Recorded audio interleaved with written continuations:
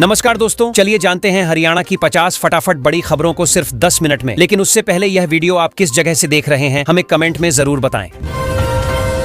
हरियाणा में 25 सितंबर से लाडो लक्ष्मी योजना शुरू हो रही है। इस योजना के जरिए बेटियों को आर्थिक मजबूती देने का लक्ष्य रखा गया है। सरकार चाहती है कि लड़कियां पढ़ाई में आगे बढ़ें और आत्मनिर्भर बनें। लोगों में इसको लेकर काफी उत्साह दिखाई दे रहा है।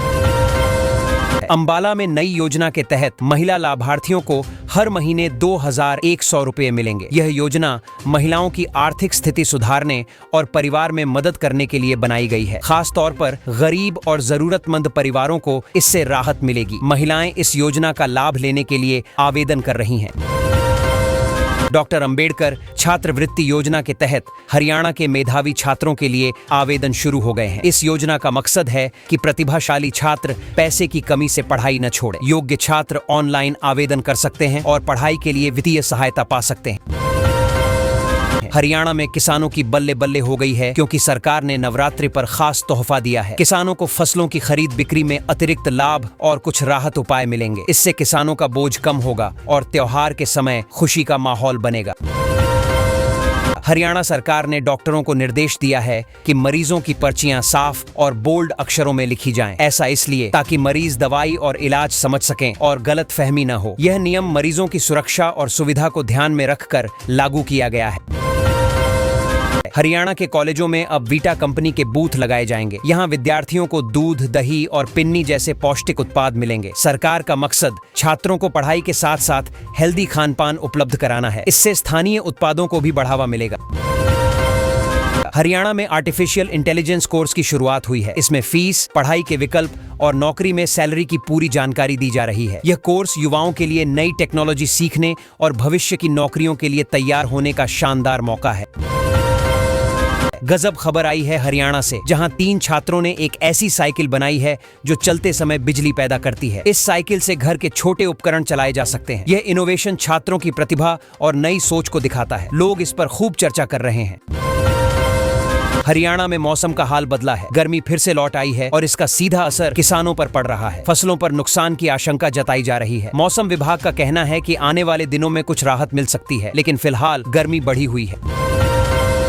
हरियाणा के लोगों के लिए अच्छी खबर है कि जल्द ही बारिश और बाढ़ की समस्या से राहत मिलेगी। मौसम विभाग ने कहा है कि एक खास दिन से मौसम पूरी तरह बदल जाएगा। इससे जिन इलाकों में लोग परेशान थे उन्हें आराम मिलेगा। किसान भी राहत की सांस लेंगे। शारदीय नवरात्रि पर श्री नयना देवी मंदिर 22 घंटे खुला रहेगा। दरबार को खास फूलों से सजाया गया है और प्रशासन ने कुछ नियम भी लगाए हैं। श्रद्धालुओं की सुविधा और सुरक्षा के लिए ये कदम उठाए गए हैं। भक्त यहाँ पहुंचकर दर्शन करेंगे और उत्साह का माहौल रहेगा।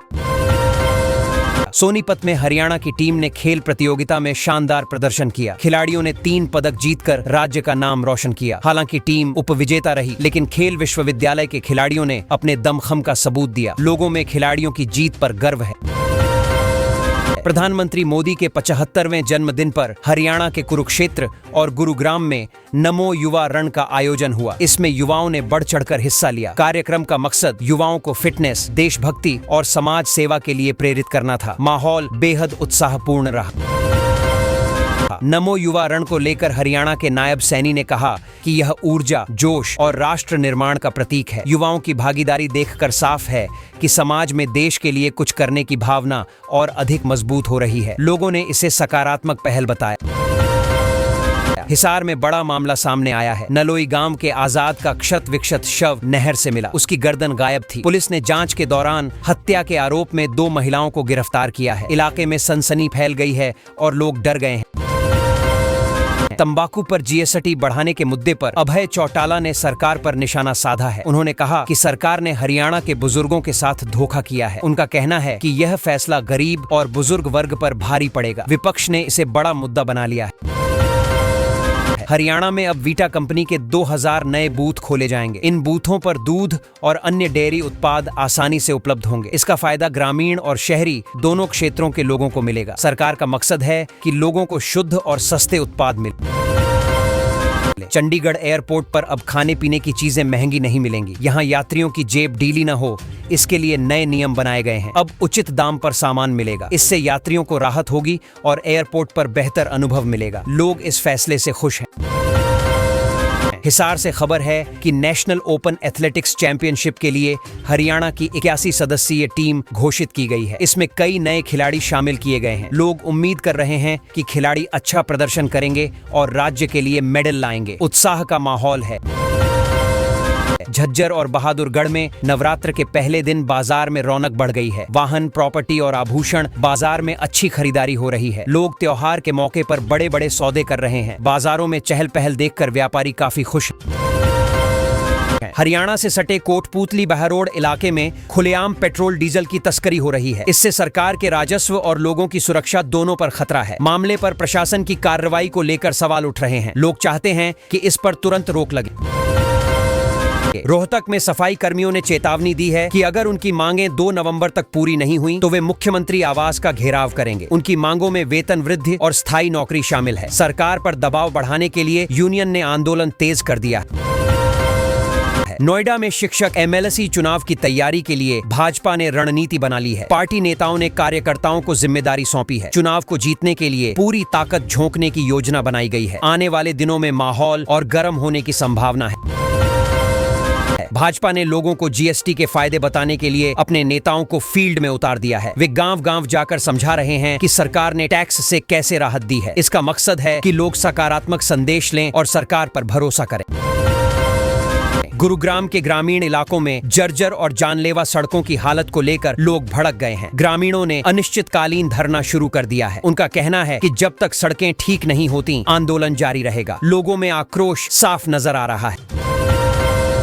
हरियाणा के स्कूलों में लगाए गए डिजिटल बोर्ड से छात्रों की पढ़ाई का फायदा नहीं हो रहा है। शिकायतें आ रही हैं कि इनसे पढ़ाई का स्तर बेहतर नहीं हो पाया। कई जगह बोर्ड खराब भी पड़े हैं। इस वजह से यह योजना सवालों के घेरे में आ गई है। गुरुग्राम के नागरिक अस्पताल से हैरान करने वाली तस्वीर आई है। यहाँ एक ही बेड पर 3-3 मरीजों को रखना पड़ा। मरीजों और परिजनों में नाराजगी है। अस्पताल प्रशासन पर सवाल उठ रहे हैं। लोग स्वास्थ्य सुविधाओं में सुधार की मांग कर रहे हैं।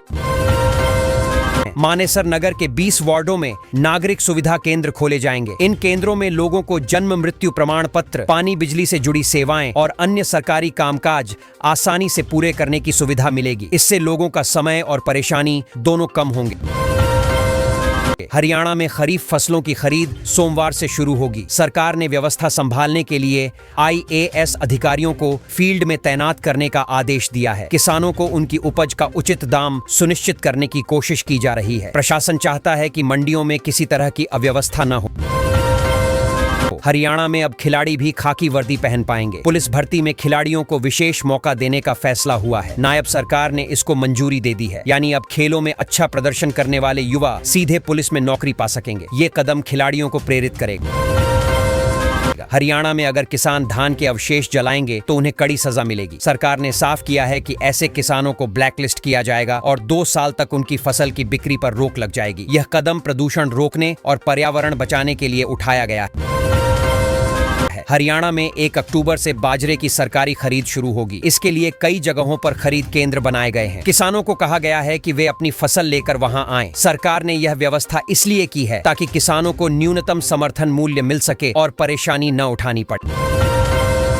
हरियाणा सरकार ने राइस मिलर्स को लेकर बड़ा फैसला लिया है। अब मिलर्स के लिए नए नियम लागू किए जाएंगे। इसका मकसद धान की समय पर मिलिंग और किसानों को भुगतान में पारदर्शिता लाना है। सरकार चाहती है कि धान खरीफ सीजन में कोई गड़बड़ी न हो और सब प्रक्रिया सही ढंग से चले। झज्जर में आर्यन मान का संघर्ष रंग लाया। पहले छात्र राजनीति में सक्रिय थे और अब उन्होंने मुख्य राजनीति में कदम बढ़ाने का फैसला किया है। उनका कहना है कि युवाओं की समस्याओं को हल करने के लिए बड़ी राजनीति में उतरना जरूरी है। लोग उन्हें लेकर उत्साहित नजर आ रहे हैं। हरियाणा में डॉक्टर्स को लेकर एक खास आदेश जारी हुआ है। अब सभी डॉक्टर दवाइयां केवल कैपिटल लेटर्स में लिखेंगे। ऐसा इसलिए ताकि मरीजों और फार्मासिस्ट को दवा का नाम पढ़ने में कोई दिक्कत न हो। सरकार का कहना है कि इससे गलत दवा दिए जाने की संभावना काफी कम होगी। हरियाणा में अब मानसून विदाई की तैयारी में है। मौसम विभाग ने बताया कि अगले दिनों में तापमान बढ़ेगा और उमस भी ज्यादा महसूस होगी। किसानों को सलाह दी गई है कि वे अपनी फसलों में सिंचाई की तैयारी रखें। वहीं लोग गर्मी और चिपचिपे मौसम से थोड़ी परेशानी झेलेंगे। करेंगे। नारनौल में कैप्टन मनोज कुमार ने कहा कि सरकार किसानों को आधुनिक कृषि तकनीक से जोड़ रही है। इससे उनकी लागत घटेगी और पैदावार बढ़ेगी। सरकार ने कई योजनाएं बनाई हैं ताकि किसान डिजिटल और स्मार्ट खेती की ओर बढ़ सकें। किसानों को भी इस दिशा में जागरूक किया जा रहा है। हरियाणा के मुख्यमंत्री ने पुलिस अधिकारियों को निर्देश दिया है कि नागरिक शिकायतों का त्वरित समाधान किया जाए। उन्होंने कहा कि आम जनता की समस्याओं को प्राथमिकता से सुनकर निपटाया जाए। अगर किसी शिकायत पर ढिलाई हुई तो अधिकारियों पर कार्रवाई होगी। सरकार चाहती है कि पुलिस जनता का रिश्ता मजबूत हो। हरियाणा में 2025 के लिए ULB यानी शहरी स्थानीय निकायों में 300 पदों पर वैकेंसी निकली है। उम्मीदवारों से ऑनलाइन आवेदन मांगे गए हैं। यह भर्ती शहरी विकास से जुड़ी सेवाओं को बेहतर बनाने के लिए की जा रही है। युवाओं के लिए यह नौकरी का अच्छा मौका माना जा रहा है। हरियाणा सरकार ने तंबाकू उत्पादों पर बड़ा फैसला लिया है। पूरे राज्य में 1 साल के लिए तंबाकू उत्पादों पर प्रतिबंध लगाया गया है। स्वास्थ्य विभाग का मानना है कि इससे लोगों को नशे की लत से छुटकारा मिलेगा और युवा पीढ़ी को बचाया जा सकेगा। हरियाणा के किसानों के लिए राहत भरी खबर है। धान की MSP में बढ़ोतरी कर दी गई है और खरीद प्रक्रिया जल्द शुरू होगी। किसान संगठनों ने इस फैसले का स्वागत किया है क्योंकि इससे उन्हें फसल का उचित मूल्य मिलेगा। सरकार ने एजेंसियों को तैयार रहने के निर्देश दिए।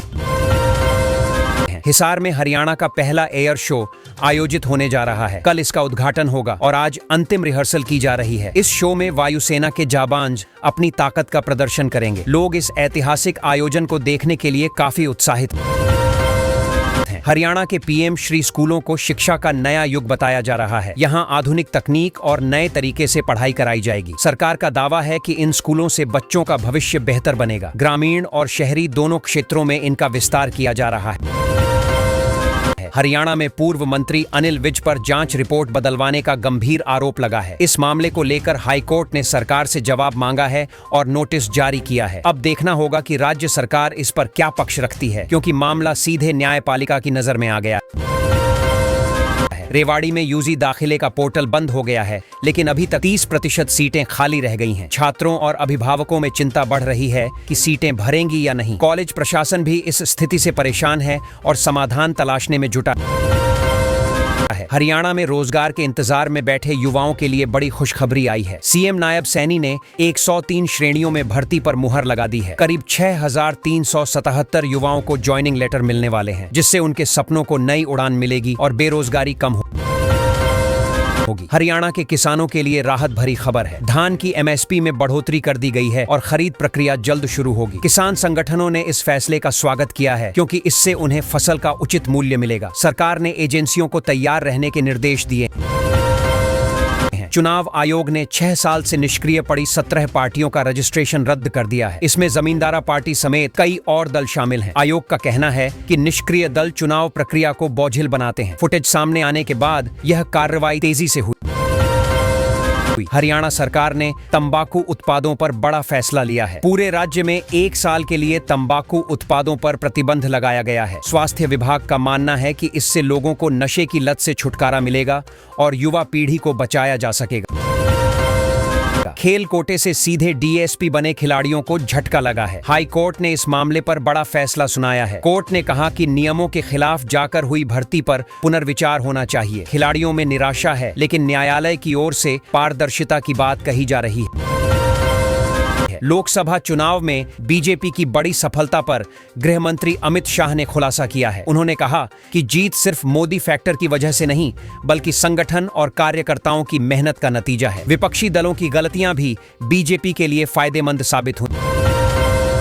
हिसार में हरियाणा का पहला एयर शो आयोजित होने जा रहा है। कल इसका उद्घाटन होगा और आज अंतिम रिहर्सल की जा रही है। इस शो में वायुसेना के जाबांज अपनी ताकत का प्रदर्शन करेंगे। लोग इस ऐतिहासिक आयोजन को देखने के लिए काफी उत्साहित हैं। फतेहाबाद जिले में धान खरीद को लेकर व्यवस्था तय हो गई है। इस बार 50 जगहों पर धान की खरीद की जाएगी और 3 सरकारी एजेंसियों को जिम्मेदारी दी गई है। किसानों को आसानी से खरीद केंद्रों पर सुविधा मिले, इसके लिए प्रशासन तैयारियों में जुटा है। गांव कांकरोला में तनाव बढ़ गया जब पथराव की घटना हुई। इसके जवाब में DTP ने बुलडोजर चलाकर अवैध निर्माणों पर कार्रवाई की। भारी तोड़फोड़ से माहौल गरमाया हुआ है। प्रशासन ने सुरक्षा बढ़ा दी है ताकि हालात काबू में रह सकें। हरियाणा में 25 सितंबर से लाडो लक्ष्मी योजना शुरू हो रही है। इस योजना के जरिए बेटियों को आर्थिक मजबूती देने का लक्ष्य रखा गया है। सरकार चाहती है कि लड़कियां पढ़ाई में आगे बढ़ें और आत्मनिर्भर बनें। लोगों में इसको लेकर काफी उत्साह दिखाई दे रहा है। अंबाला में नई योजना के तहत महिला लाभार्थियों को हर महीने 2,100 रुपये मिलेंगे। यह योजना महिलाओं की आर्थिक स्थिति सुधारने और परिवार में मदद करने के लिए बनाई गई है। खास तौर पर गरीब और जरूरतमंद परिवारों को इससे राहत मिलेगी।